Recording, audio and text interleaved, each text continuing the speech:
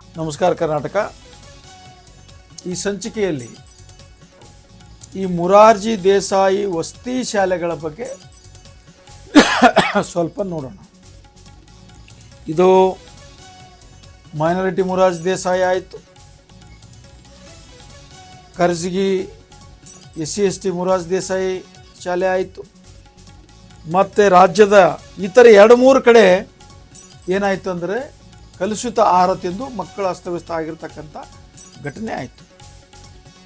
ಈಗ ಬಹಳ ಇಂಪಾರ್ಟೆಂಟ್ ಆಗಿ ನೋಡಬೇಕಾದ ವಿಷಯವೇನೆಂದರೆ, ಮೊರಾರ್ಜಿ ದೇಸಾಯಿ ಶಾಲೆಗಳಿಗೆ ಕೋಟ್ಯಾಂತರ ರೂಪಾಯಿ ಚೆಲ್ಲಿ ಉತ್ತಮವಾಗಿರ್ತಕ್ಕಂಥ ಬಿಲ್ಡಿಂಗ್ಗಳನ್ನು ಮಾಡಿಸಿದ್ದಾರೆ. ಇದು ಯಾಕೆ ನನಗೆ ಗೊತ್ತಾಗ್ತಾ ಇಲ್ಲ. ಇದು ಮಕ್ಕಳ ಹಿತದೃಷ್ಟಿಯಿಂದನೋ ಅಥವಾ ಸ್ವಂತ ಲಾಭಕ್ಕಾಗಿನೋ ತಿಳಿತಾ ಇಲ್ಲ ಅಂತಕ್ಕಂಥ ವಿಷಯ ಗಮನಕ್ಕೆ ಬರ್ತಾ ಇದೆ. ಈಗ ಸುಮಾರು ಲಕ್ಷಾಂತರ ರೂಪಾಯಿ ಖರ್ಚು ಮಾಡಿ ಆಹಾರ ಧಾನ್ಯವನ್ನು ಆ ಶಾಲೆಗಳಿಗೆ, ವಸತಿ ಶಾಲೆಗಳಿಗೆ ಕೊಡಮಾಡಲಾಗ್ತದೆ.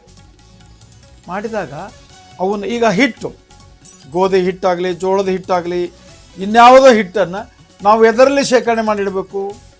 ನಮ್ಮ ಮನೆಯಲ್ಲಿ ರಬ್ಬರದ ಬ್ಯಾರಲಲ್ಲಿ ಅದು ಇಡೋಕ್ಕೆ ಸಾಧ್ಯನಾ?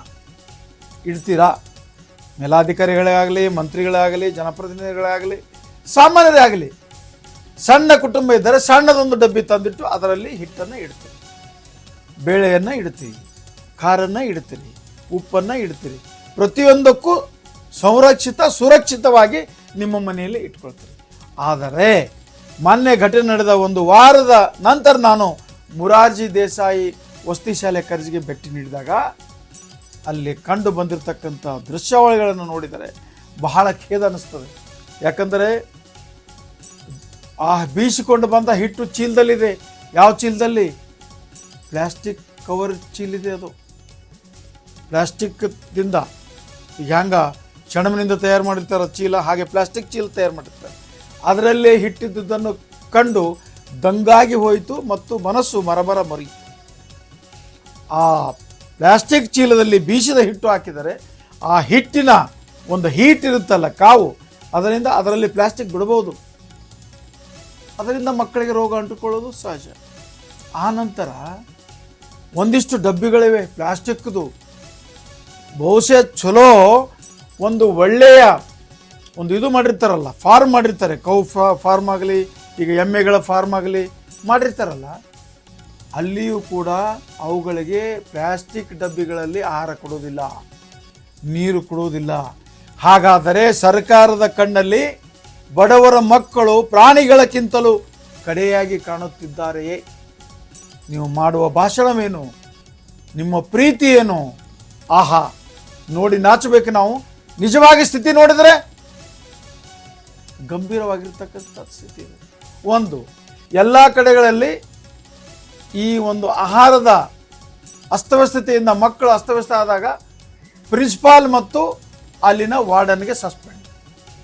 ಇದರಲ್ಲಿ ಜನ ಪ್ರಶ್ನೆ ಕೇಳ್ತಾ ಇದ್ದಾರೆ, ಶಿಕ್ಷಣ ಸರಿ ಕೊಡದಿದ್ದರೆ ಪ್ರಿನ್ಸಿಪಾಲ್ರನ್ನು ಸಸ್ಪೆನ್ಷನ್ ಮಾಡಿ ಕ್ರಮ ತೆಗೆದುಕೊಳ್ಳಿ. ಊಟದ ಜವಾಬ್ದಾರಿ ಪ್ರಿನ್ಸಿಪಾಲ್ರಿಗೆ ಯಾಕೆ? ಹಾಗಿದ್ದರೆ ಜಿಲ್ಲಾ ಮಟ್ಟದ ಅಧಿಕಾರಿಗಳನ್ನ ಅಮಾನತು ಮಾಡಿ. ತಪ್ಪಲ್ವಾ? ಊಟದ ಜವಾಬ್ದಾರಿ ಸಂಪೂರ್ಣವಾಗಿ ವಾರ್ಡನ್ ಮೇಲೆ ಇರ್ತದೆ. ವಾರ್ಡನ್ಗಳು ಏನೇನು ಮಾಡ್ತಾರೆ ಅಂತಕ್ಕಂಥ ಸಂಗತಿಯನ್ನು ಬಿಚ್ಚಿಟ್ಟರೆ ನೀವು ದಂಗು ಬಡಿದು ಹೋಗ್ತೀರಿ. ಪರಿಸ್ಥಿತಿ ಗಂಭೀರ ಇದೆ.